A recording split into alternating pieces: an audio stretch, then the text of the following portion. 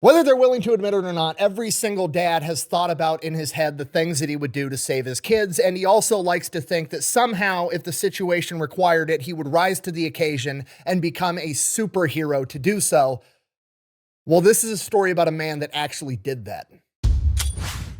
Today we're talking about Paul Gunn, aka Pappy. General Kinney, the man in charge of the entire United States Army Air Force after his time in service, after having hundreds of thousands of men serve underneath him, wrote a book about two of them. One of them is about Dick Bong, America's ace of aces, the greatest fighter pilot in American history, and the other is about Pappy, a 42-year-old retired Navy carrier pilot that was working as a civilian pilot in Manila in the Philippines when the Japanese attacked. When things started going south in the Philippines, General MacArthur's staff told Pappy that they needed him to fly a bunch of very important VIPs from the Philippines all the way to Australia to safety. They told him that Manila was going to be defended and he would have time to take the VIPs to Australia, come back, pick up his family, and evacuate them as well. Oh, the lie detector determined that was a lie. They lied. By the time Pappy had reached Australia, he was informed that MacArthur had declared Manila an open city and it had fallen into the hands of the Japanese with zero resistance. His family was then taken and placed in an internment camp at Santo Tomas. Pappy then goes on a one-man rampage to get his family back, launching multiple rescue attempts, crash landing his plane multiple times before he comes to the conclusion he's not going to be able to do this by himself. The only way he's going to be able to get his family back is by helping America win the war. In order to do that, he steals an entire fleet of B-25 medium bombers from the Danish government, takes them back to his base, heavily modifies them by sticking .850 caliber machine guns in the nose, a feat that engineers said was impossible, creating the first predecessor for the A-10 Warthog. He then proceeds to train a bunch of other pilots how to fly these things and takes them out on missions where they wreak havoc on enemy ground troops in the Pacific. And after they've killed so many enemy soldiers that they need reinforcements and they're sending in a massive reinforcement convoy with supplies and an entire infantry division, Pappy heavily modifies the B-25s again to perfect a tactic known as skip bombing and utilizes them to destroy the entire reinforcement convoy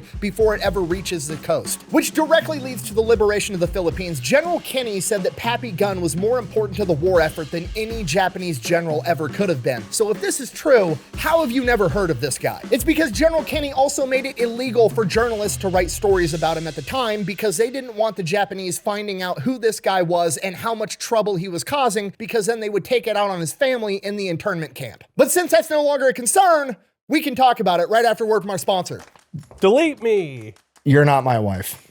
Yeah, the wife and kids unionized, so you're served. Great. You know, I'm gonna have to redo the camera angle because you have to hunch down because you're so much taller than my wife if you're replacing her, right? All right, you guys know the deal. Delete Me, online subscription model. You give them money every month. They turn around and make sure that data brokers on the internet aren't selling your personal information. What does this actually do in practice? It gets rid of your personal info, isn't just floating around the internet for anybody to be able to buy for a couple of bucks. Okay, I know what you're thinking because I thought the same thing. I don't want to give Delete Me all my personal information either. I'm trying to get my personal information off the internet. Why would I give it to an internet company? You don't really have to give them your personal information. It's honestly kind of creepy. I gave them my name and my email address, and that was it. They came back to me a couple days later and was like, is this your address or one of your previous addresses? It was. Is this your mom's full name? Uh-huh. Is that your dad's full name? Uh-huh. Are you related to this person? Did you go to this high school? They knew everything about me and knew exactly who I was just by me giving them my name and my email. All I had to do was answer a couple of yes or no questions as to whether or not that was in fact me, which it was, at which point they're like, cool, go ahead, pay for our subscription service. We'll go to all the data brokers where we found this information and force them to delete it. And as long as you keep being a paying member, they will continue to monitor all of these data brokers for your personal information. And if these data brokers do acquire it again, they will force them to delete it again. In my opinion, it's definitely worth it. I've been using them since before they were paying me to talk about them, and I'm going to keep using them after they quit paying me to talk about them. If you want to give it a try, I'll have a link and a discount code down below. Let's get back to the video. Our story begins October 18th, 1899 in Quitman, Arkansas, when a young Paul Gunn is born. He is one of 9 kids. He has 5 older sisters, and he is the oldest son. At the age of 7, his dad passes away. His 5 older sisters have already married and moved out of the house, and he is at this point the oldest child. He is now the man of the house at 7 years old. From this point on, he becomes a workaholic for the rest of his life. If he's not helping his mom on the farm, he's going out, he's shining shoes in town, and then eventually he gets a job working for a mechanic in town, working on cars, where he becomes a brilliant mechanic at a very young age. Hi, my name is Giuseppe and I'm a 9-year-old car enthusiast. So brilliant that by the time he's a teenager, he's actually able to take a bunch of old wrecked cars in the salvage yard behind the mechanic shop and cobble them together to make a car that he can drive for himself. And not only does this car drive, it's the fastest car anybody's ever seen. He loves it. He loves working on cars. He likes going fast. He wants to be a race car driver. And then one day he sees a plane which goes even faster than a race car. So he decides he wants to be a pilot. And the best place to do that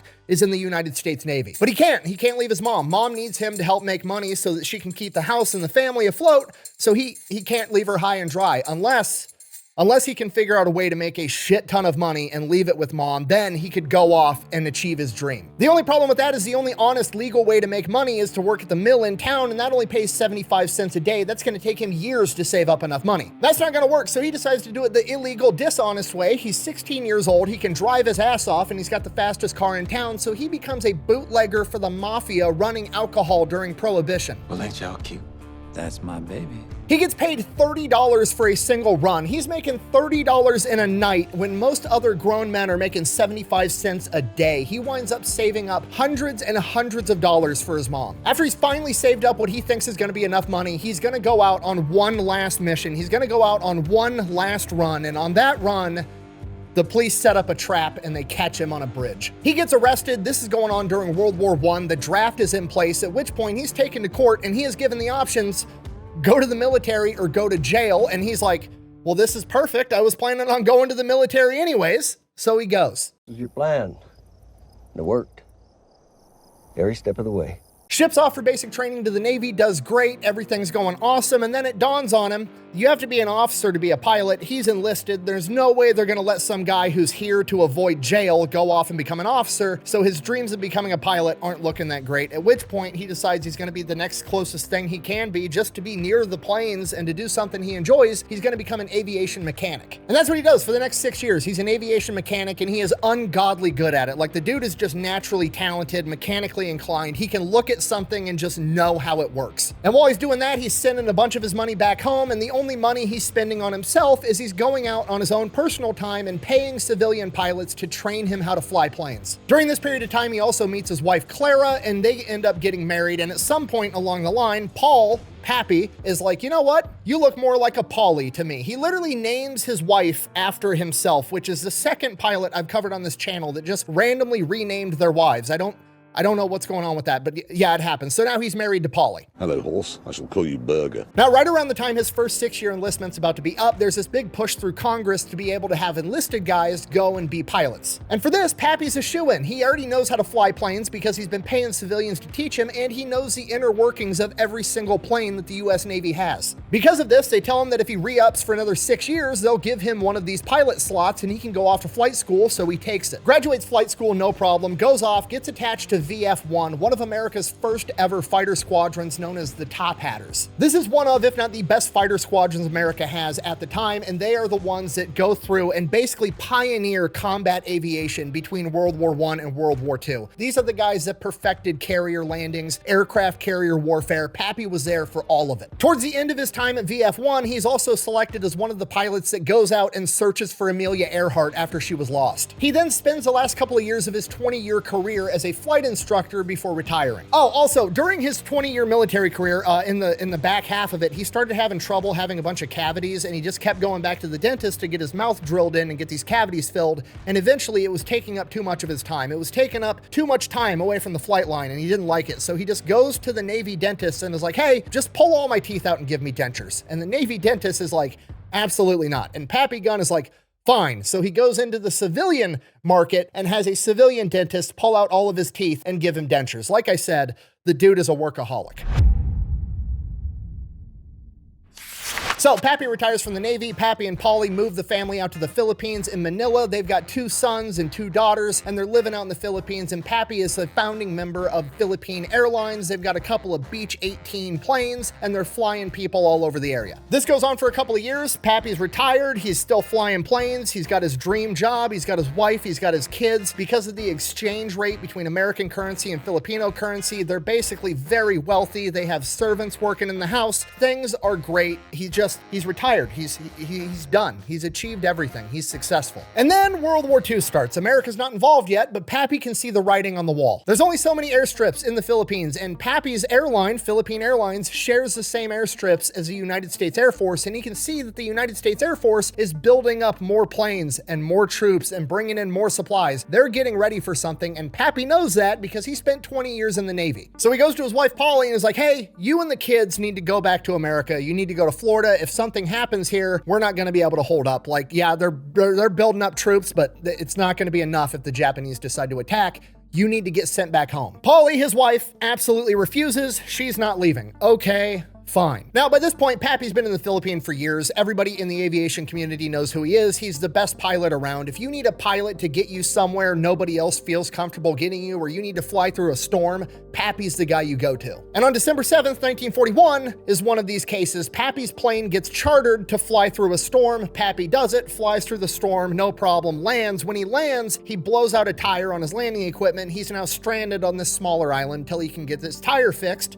Not a big deal. Until he hears all the radio transmissions that the Japanese have just attacked Pearl Harbor. Oh shit, he needs to get home right now. So he gets on a boat, and then he gets on a train, and then he gets on a bus. He travels for an entire day and eventually makes it home, hasn't slept in 2 days, walks through the door, absolutely furious. The family's freaking out. His kids are like between the ages of 8 and 14. He's pissed off. He's telling Polly, damn it, you should have listened to me. Now it's going to be too late to get you out. I needed you to leave. Now the Japanese are coming here to attack us next, and I'm not going to be able to get you out. But he's going to have to, so he leaves. He goes back to the airfield, Nichols Field, and he goes to where his hangar is with all of his airplanes, and he separates his planes out, sticking them in the spots that are least likely to get attacked by the Japanese, not if, but when they launch an air raid, because it's probably going to be tonight. He needs to save his planes so that he's going to be able to save his family. And at this point, Pappy's like the only one that's just ratcheted up to 11. Like, everybody else is like freaked out and sad. Pappy is like the one dude around that knows that the Japanese are on their way. He served 20 years in the Navy. He knows the only reason the Japanese would attack Pearl Harbor and cripple the American Navy was so that they could attack everywhere else in the Pacific theater with impunity, and that's exactly what they're going to do. On top of that, he also knows the atrocities that the Japanese military committed at Nanking and in China, killing and murdering innocent civilians and torturing them for fun. So he's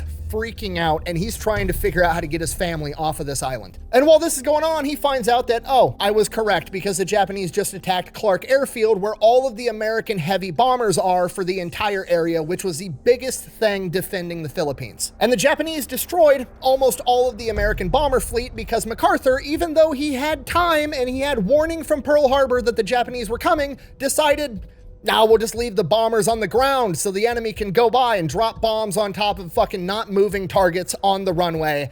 Perfect. That shit is crazy. I really don't like that guy. So he finishes up hiding his Beach 18s the best that he can, goes back home, has the family cover all the windows with tarps and blankets to restrict any light movement. He's freaking out because his house is only a mile away from Nichols Airfield, and from the sky, you can't tell that it's not part of the military base. It's a good chance his house is going to get hit if the Japanese attack. He has the entire family sleep in the living room. He has a game plan. He's like, okay, one of us has to be up at all times. If we hear enemy planes, here's what we're going to do. We're going to go out into the front yard. Our yard has this like brick wall perimeter around it. You're gonna lay belly down next to that brick wall outside of the house with your mouth open the entire time. Daughter, like, why are we keeping our mouth open? So the shockwave from a bomb doesn't blow your eardrums out. At this point, the family's shitting their pants. They realize how serious things are getting, and everybody's panicked. Pappy, who already hasn't slept in 2 days, takes the first shift. He's up till like 2 in the morning. He's dog-ass tired, hasn't slept in 48 hours. He's about to go wake up Polly to take the next shift, and right at about 2:30, he hears planes off in the distance, and he's listening,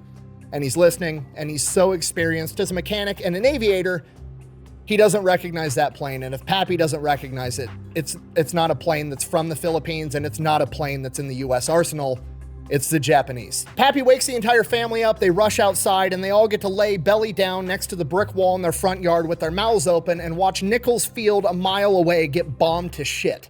Next morning, Pappy goes and finds an apartment deep into a residential area on Manila, somewhere that's going to be far away from any military objectives, so hopefully they're not going to get hit there. Moves the family into this apartment and then immediately goes to check and see if his planes survived. Luckily, 2 of his Beech 18s made it through the bombing. But they're going to come back tonight and they're going to hit it again. He's got to move these planes. He's thinking about where the fuck do I hide these planes and still be able to use them to take off? And he remembers that there's an abandoned airstrip from years ago right next to an old Chinese cemetery in Manila. He takes the planes, flies them to this abandoned cemetery, and then hides them in there. But now he's still got to be able to hide the airstrip because, yeah, the Japanese probably don't know about it right now just from looking at maps and stuff because it's so old and it's been abandoned. But if they're flying over doing reconnaissance, they're going to spot it eventually, and then they're going to bomb the airstrip, and then he can't take off, and then he can't use his planes, so he has to hide an entire airstrip from aerial view. So he goes, he gets a bunch of his employees from Philippine Airlines, and they work all day constructing sheds and makeshift shacks and putting them on wheels so that they can wheel them onto the airstrip and make it look like a homeless encampment or a slum and not an airstrip from an aerial view. He then heads over to the Navy office in Manila and is like, hey, are you guys calling me back into service? What do you need? What are we doing? Everybody at the Navy, nobody has any fucking clue what's going on. Everything's chaos. They basically like shrug their shoulders and like,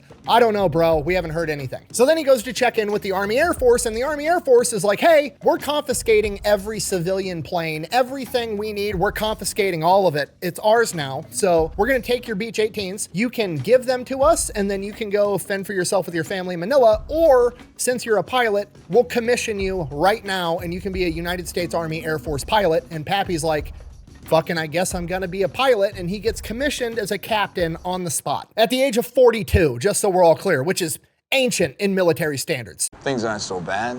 Food's a lot better. We used to boil everything. No polio's good. Internet, so helpful. From here, Pappy's working like 18 hours a day as a pilot, doing whatever they need him to do. He's flying VIPs from island to island. He's moving supplies around in his Beech 18, whatever they need. He's working like 16 hours a day. And then when he goes home, he's working trying to figure out how to get his family off this island and how to keep them safe. One of the things he needs is an air raid shelter for his family. He can't dig one because the water table in the Philippines is so high, it'll just flood. So he steals this giant boiler, cuts it open, and then builds an air raid shelter inside of this massive boiler that'll be able to deflect shrapnel, ideally bullets and everything else, and has his army guys serving under him deliver it to the front yard of their apartment, and it's just sitting in front of their apartment. Then December 13th, 1941, Pappy's on a solo mission doing a supply run, and while he's out there, basically enemy airspace at this point, 2 Zeros get on his tail. He's in a Beech 18. It's a civilian aircraft with no armor, no guns, no defensive measures. He doesn't have a parachute, and to make things worse, he's got extra fuel tanks in the back. They're not self-sealing. He's basically flying a giant incendiary bomb, and he has no way of defending himself. It's not the plane, it's the pilot. The Zeros start shooting at him. Pappy does the only thing he can do. He dives down, gets like feet off the ground. He's bobbing and weaving in between trees, hills, flying nape of the earth. Anything he can do to try to lose these Zeros, he's doing it. They chase him for like 10 minutes. They wind up shooting out his right engine and hitting his fuselage. He winds up losing the Zeros, but now he smells fuel. They punctured his fuel tanks. They're not self-sealing. He still has a huge problem on his hand. He's not going to be able to make it far on one engine, so he goes to the nearest Allied airfield. He approaches. He radios in. No response. Radios in, no response. He has to land this plane like right now. As he makes his approach, Allied forces start lighting him up with anti-aircraft fire, hitting his plane even more. Stop blowing holes in my ship! Pappy peels off, somehow manages to limp the plane all the way back to Nichols Field, a mile from his house, and as he approaches Nichols Field at night, he radios in. Still, no response from anybody. The radios have been knocked out in the previous air raids, and he's approaching, goes to hit the landing gear.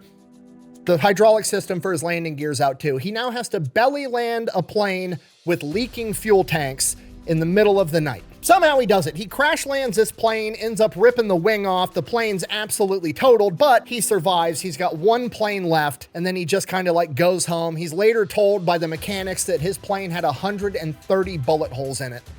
But, you know, whatever. He smokes a cigarette and heads home.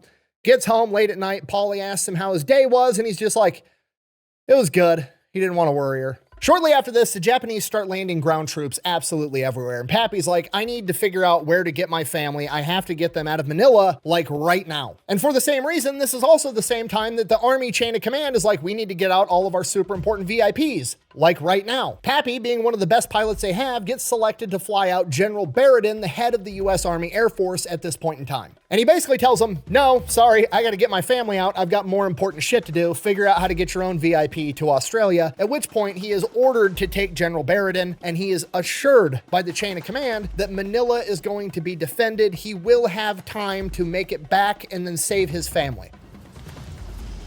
It's working. So he does it. He follows orders. He flies General Barradin and his staff to Australia, and by the time he lands in Australia, he finds out that MacArthur has declared Manila an open city, and it has been turned over to the Japanese with zero resistance. His family, for all intents and purposes, as far as he knows, is either dead or put in a Japanese internment camp. Son of a bitch. Pappy flies off the fucking handle. He is pissed. He followed orders. He doesn't give a fuck about orders. He doesn't care about rank. He doesn't care about the military. He doesn't care about anything other than saving his family. And he's gonna do whatever it takes to get it done. And now they're trying to tell him he's not allowed to go back to the Philippines because it's too dangerous. Guess who doesn't give a single fuck about orders ever again? Pappy Gunn. So he goes out and somehow or another he acquires $3,500 and then finds somebody that's already headed back to Manila on orders, bribes them with $3,500, gives them his wedding ring and a note that says, get this to Polly at this address. And that letter tells her, have the kids ready, pack one bag apiece, be on this road at this time, I'll be there to pick you up. 10 days later, Pappy steals a military plane, flies it into the Philippines with no escort in enemy territory, completely unguarded at night, lands it on the civilian road that he told his wife to meet him at, and he sits there and he waits, and he waits, and he waits, and his family doesn't show up. So he does the only thing he can do. He heads back to Australia. Pappy gets back to Australia, starts trying to figure out what to do, starts going to different military units. Pappy, he just got commissioned as a captain. He wasn't attached to a unit formally. They were just like, here's your commission, go do whatever the fuck we tell you, and that's what was going on. He doesn't really know who his chain of command even is, so he just starts wandering around military bases from unit to unit, trying to figure out how he can help. He starts volunteering for any dangerous mission, recon, supply runs, anything that will get him back or close to Manila so he can ideally also rescue his family. During this time, he never gets the opportunity to rescue his family. Allegedly, according to legend, he crashes 3 to 5 planes, survives every single one of them, and just somehow keeps making his way back to Australia. And every time he makes it back to Australia, nothing's improving. Everybody is just kind of like scrambling around. Nobody knows what the fuck is going on. A lot of people just aren't doing anything because nobody knows what to do. And then Pappy eventually finds Colonel Davies of the 27th Bomb Group, who has the same attitude and demeanor as Pappy of, we need to get shit done. And the problem Colonel Davies is having is he can't get any supplies from the US government because the Quartermaster Corps isn't in warfighting mode. They're in like do everything by the book mode. So they're just hoarding all these supplies in warehouses and refusing to give them out to the combat units, so they can't get anything done because they can't get their planes up and running. So Pappy decides he's going to take matters into his own hands. He goes to Colonel Davies and is like, hey, give me a couple of mechanics that know everything you guys need to get these planes up and running, and we'll go get it. Colonel Davies gives him the 2 mechanics. They hop in 2 trucks. They drive out to a quartermaster US military warehouse with Tommy guns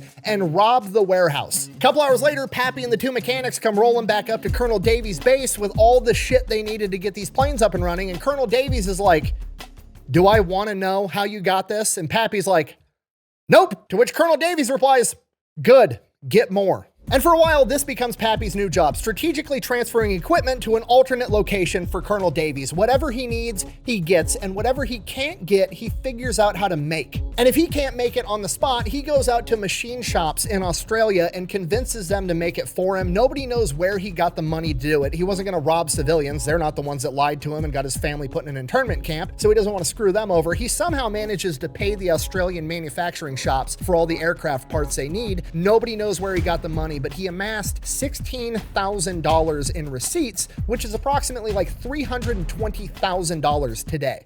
Was all this legal?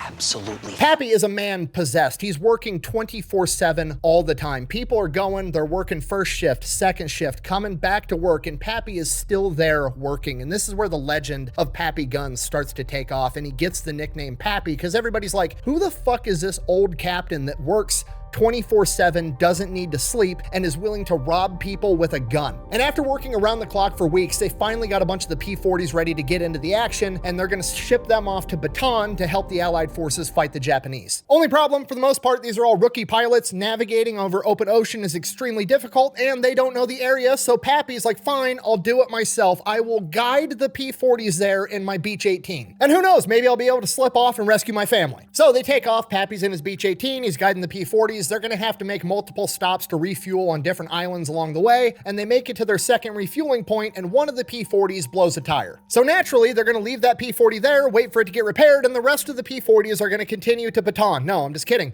The commander is like, no, that would be too risky because then there would be one P-40 traveling by itself, and he would be an easy target for the Japanese. So instead of having the P-40, the warplane designed for aerial combat, travel by itself, we're gonna have Pappy in his Beech 18 civilian plane with no armor, full of fuel tanks that aren't self-sealing, and no guns. We're gonna have him fly back by himself, pick up a tire, bring it back, and then he can fix it because he's the mechanic.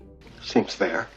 Pappy's like, fine, whatever, flies back, gets the tire, flies back to this island. When he gets back to the island, fixes the tire, and then he's informed that the Japanese have just captured the Dutch East Indies, which was their next refueling point, so now they can't make it to Bataan. At this point, the P-40s get diverted, they get sent out to Java, Pappy takes them to Java, then he heads back to Australia, and at this point, he now realizes the only plane with enough fuel to be able to make it from Australia straight to the Philippines is gonna be a massive bomber, and he doesn't have that plane, so he's gonna have to acquire one if he wants to save his family. So Pappy gets back to Australia, goes out to the junkyard. The junkyard is just being salvaged to death. Like, there's no supplies, everybody's cannibalizing everything to keep planes in the air, but he finds his B-17 that's just completely destroyed. It's all shot up, it's ruined, it's been dug through for any valuable parts, but they're not Pappy. Pappy finds this B-17. It says Miss EMF painted on the side, which he later found out meant every morning fixing, because before it was decommissioned, they had to work on it every single day to keep this plane in the air.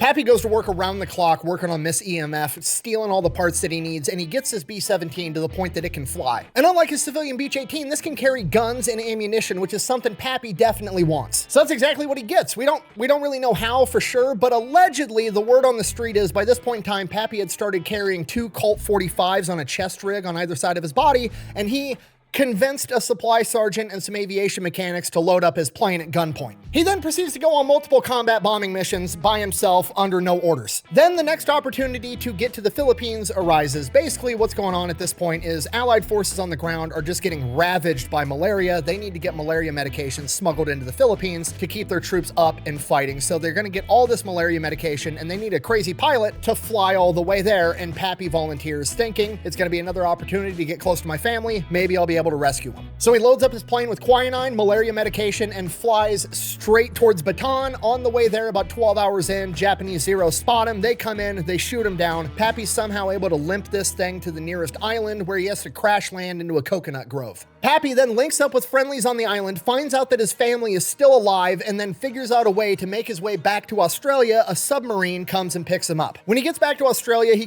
checks out the flight line, and there is 14 brand new B-25 medium bombers fresh off the factory line sitting there. Pappy is immediately pumped, like, okay, we're getting new planes, we're gonna be able to fight this war, we're gonna win, I'm gonna get my family back. Pappy starts talking with the NCO that's on the flight line, taking care of these planes, and he informs him, oh, actually, these planes aren't for America, even though they're made by America in American factories. These planes actually belong to the Dutch Air Force, which is in shambles, and they don't even have enough men to man these planes. Immediately, Pappy's pissed, like, what the fuck what are you talking about? We've got American pilots sitting around that don't have planes that are ready to go get into combat, and these are just gonna sit here empty. And the NCO's just like, yep, pretty much that's about it. That is without a doubt the dumbest thing I've ever heard. So Pappy immediately goes to Colonel Davies, tells Colonel Davies what's going on. Colonel Davies kicks it up to his chain of command, and the general above Colonel Davies writes an order for the American military to seize those B-25s. Have the Dutch agreed to this? No. Does Pappy care?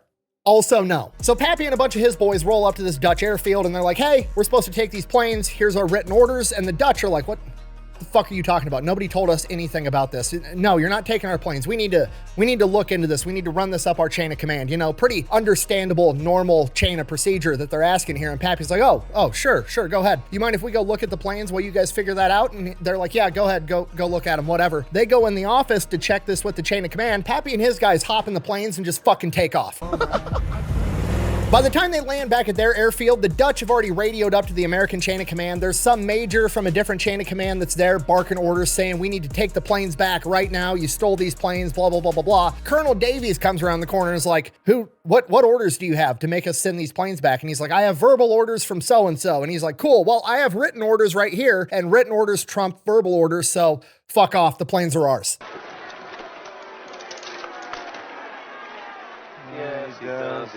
Pappy has just strategically acquired an entire fleet of B-25 medium bombers. But there's a problem. They don't have bomb sights, so they're kind of worthless. The Dutch probably took the bomb sights out and then locked them up in the weapons cabinet, which would be standard procedure at this point in time. So yeah, they're basically just giant transport planes without the ability to accurately bomb, so they're worthless. At which point, Pappy says, I'll be right back. Pappy takes off, goes back to the Dutch airfield with his Colt 45s and robs the supply sergeant and takes the bomb sites and brings them back. Pappy doesn't give a fuck. What are they gonna do? Court-martial him? They already got his family put in an internment camp. He doesn't care. So now Pappy starts learning everything about bombers, right? He was a Navy pilot. He's only done dive bombing. These things can't dive bomb. They're big conventional bombers dropping bombs from, 10,000 feet up in the air. And he very quickly realizes that that's not effective against ships at all. He's gonna have to figure out a way to successfully use a B-25 effectively against enemy ships. And he decides you're just gonna have to fly super low and go right above them and drop the bombs, to just literally park it right on their foreheads. That's the only way this is gonna work. The problem is you're gonna get absolutely lit up by enemy anti-aircraft fire, so now he has to figure out a way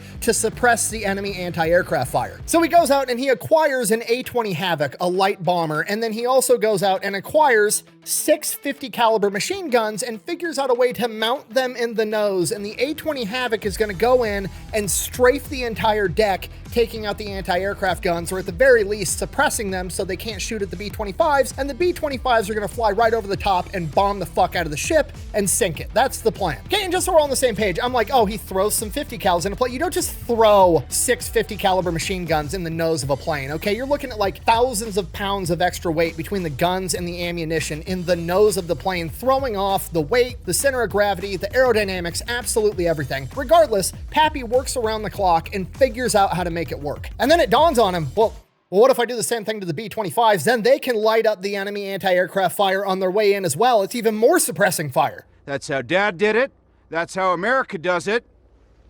And it's worked out pretty well so far. So Pappy goes to work again. This time it's way harder for whatever reason. The aerodynamics, the center of gravity just aren't working out. He's trying to mount 8 50 caliber machine guns in the nose of a B-25. He is working on it like 20 hours a day, nonstop. Just a man that's absolutely possessed. While he's doing this, he winds up breaking his pinky. He smashes it somehow, whatever. He breaks his pinky. It's all mangled. It's hanging sideways. Goes to the doctor, gets it splinted. The splint keeps coming off. He keeps bumping it on shit. It fucking hurts. Finally, he's had enough. It's taken too much of his time off from his project so he can save his family, and it's just a pinky. He doesn't fucking need it. So he goes to his medic and he's like, hey, I need you to cut this off. And the medic is like, dude, I'm just a medic. I'm not a surgeon. Let's take you to the hospital. We'll see what they can do. He's not even trying to question this guy. He knows Pappy at this point. He knows he's serious. So he goes to the hospital with Pappy. They go in, they talk to the surgeon. The surgeon's like, oh, we can splint it. We can do a cast. I can do some surgery, blah, blah, blah, blah, blah. And Pappy's like, no, just cut the fucker off. I'm busy. I don't have time for this shit. And the surgeon is like, I can't ethically do that. At which point Pappy pulls out one of his 45s, points it at his finger and says, you're going to cut it off or you're going to clean it off the wall. What do you want to do?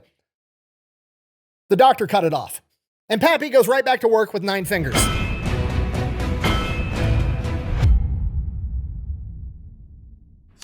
By this point, he's got a functioning prototype. He's going up on combat missions in a plane that's not tested, managing to keep this thing in the air while it's so heavy in the nose. And the first time he fires it in combat, it almost knocks the plane out of the sky and rips the guns right out of the nose cone, ripping the entire thing off. Luckily, he manages to keep it in the air, brings it back. It's okay, I got the useful data. He reinforces the nose cone. He figures out how to mount the 50 calibers directly to the airframe. He's making this work. Also around this time, he acquires a pet lizard that he names Sam. Apparently it's just some big ass lizard that sits on his shoulder all day and hisses at people when they walk by while he's working. So everybody's just kind of like, the The old crazy dude Pappy has he's lost his fucking mind. He continues working on the plane. He continues going up on these test runs. Sam the Lizard is flying shotgun on his shoulder the entire time. Eventually, he thinks he's got it. He thinks he's perfected the design. He has made this plane work somehow, and he wants to go test it. The problem is, there's no combat missions for the day, so he takes off anyways, and he's just flying around looking for something to shoot. He flies over a farm, and he sees a cow.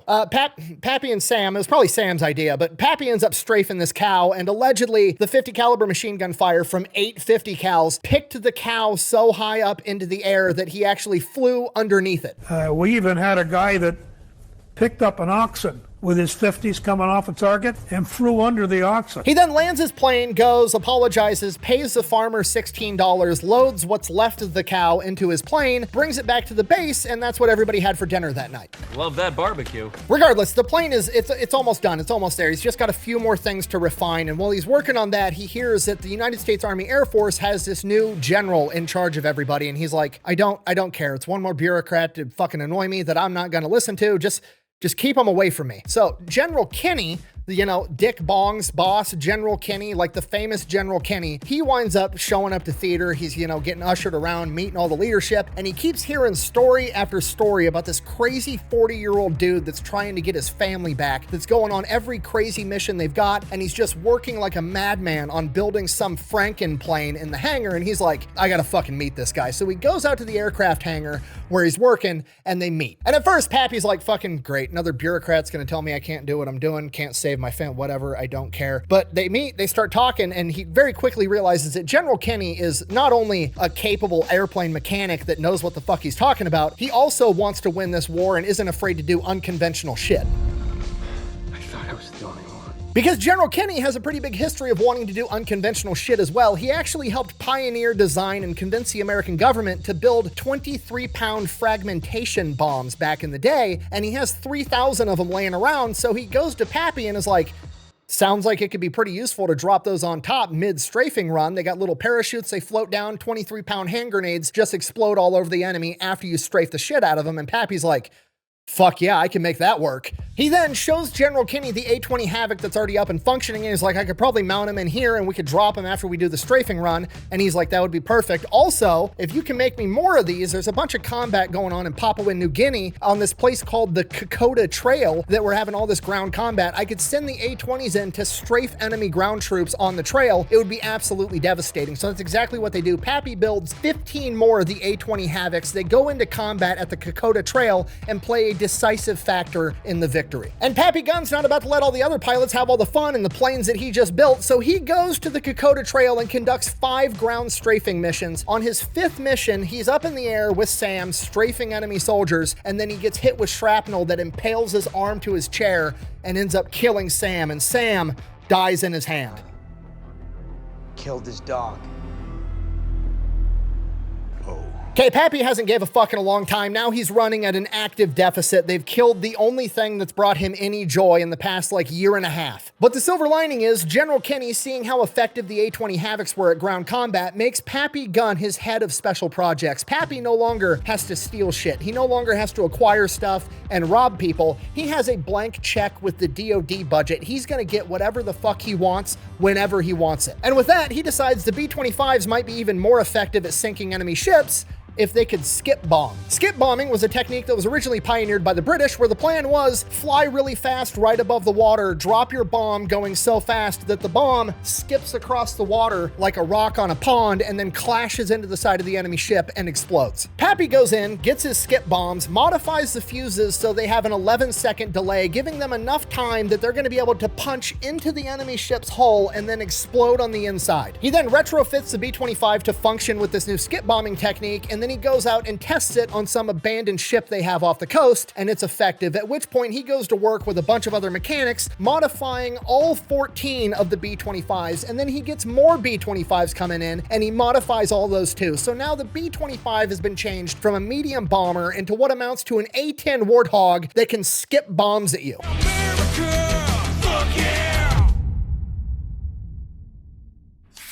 Late February 1943, things in the Pacific Theater are, the tide is starting to turn. On the ground, both sides are sucking. It's turning into a war of attrition. Both sides, the American and the Japanese, are struggling to get their guys troops, supplies, and reinforcements. Military intelligence has found out that the Japanese are launching a major reinforcement operation for New Guinea, where they're sending in an entire division of Japanese Marines. They're going to be coming in on 8 troop transports, being escorted by 8 Japanese destroyers. If they can somehow prevent these troops from making it to New Guinea and destroy their ships, America's going to be able to take it over that much faster. If so facto, the war ends sooner. Pappy gets his family back. Pappy is all about it. It's time to throw in the B-25s. All right, so here's the plan. Obviously, these ships are going to have fighter cover from a bunch of Japanese Zeros. We're going to send in America's new badass fighter plane, the P-38 Lightning. They're going to go clear out the Zeros. Then we're going to send in a bunch of B-17 conventional bombers. They're going to drop their bombs from like 10,000 feet up in the air. It's going to be horrifically ineffective.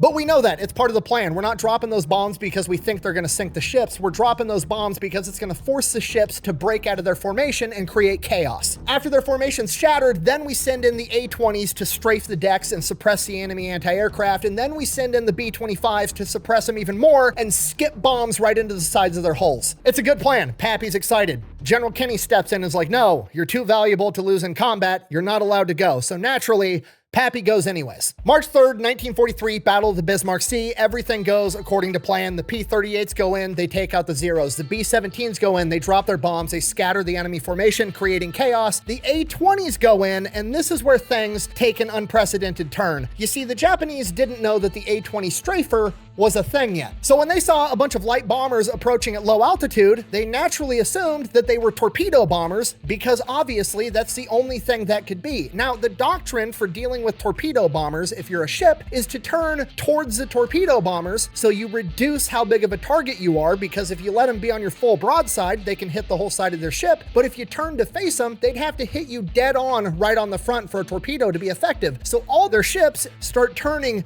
towards the A-20 Havocs, assuming they're torpedo bombers. And what that does is it lines it up so that the A-20 Havocs, instead of strafing width-wise across the deck, are able to strafe the entire deck from bow to stern. I love it when a plan comes together. And those decks are covered in enemy infantry soldiers, by the way, or at least they were. I go, did you ever kill anybody? And he goes, I threw grenades into bunkers. I go, were there people in there? He goes, there were, yeah. Then the B-25s come in, strafing and skipping bombs right into the sides of the hull. By the time the smoke settles, they've sunk all 8 enemy troop transports and 4 of the destroyers. And the death toll for the Japanese men on board range anywhere from 3 to 10,000. And that's it. Pappy is pretty much the driving factor and the mastermind behind the liberation of New Guinea. After seeing this, General Kenny radios back to America and is like, hey, we need to just start making the B-25s like this from the factory. He sends like the designs, the rough sketches, the gist, the idea, and the engineers back home in America are like, that's not possible. You can't put that much weight in the front of a B-25. This will never work. It's against the laws of physics. So Kenny is like, fuck this. Pappy, pack your shit up. You're going to America. You're going to show them how to build a fucking plane.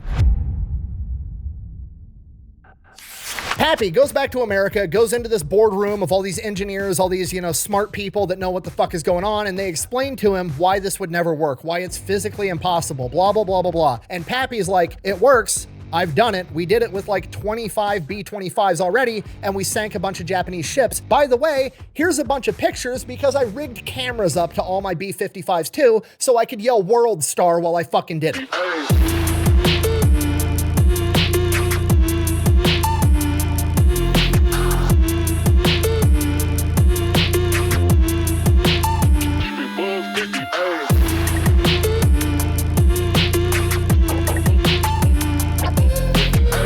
Pappy then goes and shows the engineers how he did it, and this becomes an official manufactured model of the B-25, the B-25 strafer. After that, Pappy heads back to Australia, gotta save his family, gets back to Australia, starts working as a head of special projects for General Kenny again, and then he finds out that the engineers back in America one-upped him. They didn't figure out how to mount 8 50 calibers in the B-25. They figured out how to mount 12 50 calibers in the B-25, and that's gonna be the new standard B-25 strafer. Okay, they've one-upped one-upped them. Sure. Is there multiple of them? Yes. Do they have engineering degrees? Yes. Do they have unlimited resources and didn't cobble it together in an aircraft hangar in the middle of a war zone? Yes. But also, Pappy Gunn's not going to let that shit stand. He's got to one-up them back. Pappy goes back to work in his lab. You know what's cooler than a B-25 with 12 50 caliber machine guns? A B-25 with 4 50 caliber machine guns and a 75 millimeter fucking tank cannon out of a Sherman tank. Yes, he actually does this. Not only does it work, he actually goes out in the testing and sinks multiple enemy ships with a fucking tank cannon he mounted inside of a plane. And then it also becomes an official B-25 design, the B-25G. By August of 1943, Pappy's designs are getting mass produced in America and sent into combat, and they are playing a pivotal role in ground warfare. They are part of the reason that we were able to win the WW2 campaign in 1943. But this still doesn't solve the problem. Like, okay, cool, America's winning the war now, but also I still need to get my wife and kids back. So he starts plotting on how he's going to get back to the Philippines and rescue his family. By 1944, intelligence says that the Japanese are storing hundreds of Japanese planes in Manila on Dewey Boulevard. And Pappy's like, they're in a straight line. They're on a fucking street. Let me load up the B-25 with extra fuel tanks. I will fly straight there. I've got enough for a one-way trip. I will strafe all of these planes, take out hundreds of Japanese planes. I'll either land or I'll crash land, and then I'll figure out how to make it back to Australia. In reality, in the back of his head, he's like, then I'm gonna go rescue my fucking family. But General Kenny steps in and is like, no, absolutely not. You're too valuable. By September of 1944, America's gearing up to re-invade and retake the Philippines, and Pappy's like, let me go in, I'll organize guerrillas, I'll start fighting right now. And General Kenny, again, is like, dude, no, you are more valuable to me than a Japanese general. We're not doing this. You're staying here. Then, as the plans for the invasion of the Philippines get drawn up, they come to the realization that the American aircraft carriers aren't going to be enough to be able to maintain or even compete for air superiority, and they're going to need a landing strip somewhere in the area, preferably in Leyte. Problem, there isn't one. So they're literally, if this plan's going to work, they're going to have to send in a forward engineer party that's going to have to take the beach, get rid of all the Japanese there, and then build a fucking airstrip in a matter of like a day or two if they're going to have any chance of retaking the Philippines. Thor, we need your help to win this battle. Let's go. It's something that's just, it's not possible. But luckily they have one guy that can do the impossible, Pappy Gunn. Pappy then hand selects his entire raiding and construction crew, makes an amphibious landing in Leyte, takes the beach, and builds a fucking airstrip big enough for every American heavy bomber to land on in the matter of 3 days. And on the very first of those 3 days, it becomes very apparent that some heavy equipment would be pretty fucking handy, like, I don't know, a bulldozer. So Pappy takes off on his own behind enemy lines and steals a Japanese bulldozer and then uses that to build the airstrip. After they get this airstrip up and running, the Japanese bomb the airstrip, and Pappy dives underneath a Jeep and he gets hit with a white phosphorus bomb, and he wakes up in the hospital after being in a coma. When he finally wakes up out of his coma, he has excruciating pain that seems to be agitated by like noise. Any music, loudspeakers, anything just makes this searing pain in his arm where he was hit with this white phosphorus go crazy, so much so that it makes him pass out. The doctors evaluate him. They tell him it's all in his head. They tell him he's making it up. He's malingering. He's trying to get out of combat. They obviously don't know who the fuck Pappy Gunn is. He's just another wounded soldier to them. And this goes on for weeks, just excruciating pain, so much so he's blacking out constantly. He feels horrible. He's like on his deathbed. It's actively killing him. And then General Kenny finds out what's going on, chews out all the doctors like, this dude's a fucking hero. He's not malingering. Trust me, I have to do everything I can to keep him out of combat. Whatever's going on, he's not fucking faking it. Check him out again. They do more and more. They check him. They finally do an exploratory surgery and find out that a piece of the white phosphorus, which is extremely fucking hot, had entered his body and seared one of the nerves in his arm, and it was still open and red and pissed off, and that's how he was getting agitated by sound. So they go in there and cut everything out, patch him up, and now he's just in the hospital recovering. And while he's in the hospital recovering, he gets more visitors. His wife and kids. While he was in the hospital, America had liberated the Philippines, including Santo Tomas internment camp, where his family was being held, and they managed to survive. After his family had been liberated, it took them a couple of days to make their way to the hospital where Pappy was being held, and the entire time, every different person they got handed off to was like, holy shit, you're you're Pappy Gunn's wife and kids. All they could hear about was all the legendary exploits and what their dad did to save them and how he's the reason that they're getting saved this early in the war. And then Pappy Gunn got to hear all the stories of what they had been up to for the past couple of years. And in this internment camp, they were starved, they were beaten, they were treated horribly. His wife came down with appendicitis and they didn't have general anesthesia, and she had to have her appendix removed while she was awake. And as the stories went on, as horrific as they were, there was a silver lining, and it was the fact that his kids took after him. His daughter had a cyst on her spine and had to have surgery, and she was in a full body cast for months. She used that body cast to hide and smuggle intel in and out of the camp to guerrilla fighting groups. Quite literally, some of the intel that was probably used by Pappy to help save them was delivered by them. His sons would break out of the camp at night and go steal food and smuggle it back in to feed their sisters and their mom, themselves, and other people. The entire time, Pappy Gunn was fighting his ass off to get back to his family. They were doing the exact same thing to get back to him, and that is the best ending to one of the best stories I think I've ever told. Thank you for watching. Best way to support the channel is go buy some merch, maybe drink some Echelon. All that's available over at thefatelectrician.com. Quack bang, out. This is one of those stories that I really hope gets made into a movie, but I know that they would ruin it at the same time because that seems too unrealistic. Bah.